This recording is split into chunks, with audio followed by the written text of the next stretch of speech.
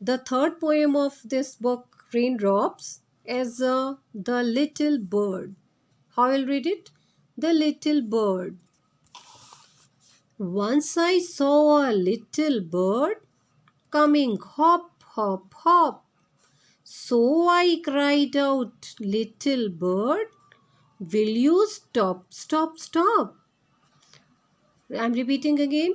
Once I saw a little bird coming hop, hop, hop.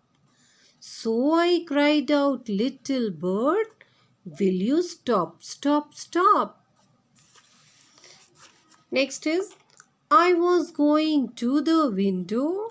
I was going to the window to say, how are you? But he shook his little tail and away he flew. Again, say it again. I was going to the window to say, how are you?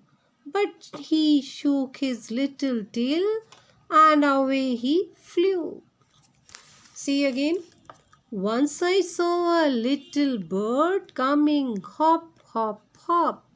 So I cried out, little bird, will you stop, stop, stop? I was going to the window to say, how are you? But he shook his little tail and away he flew. Okay, students.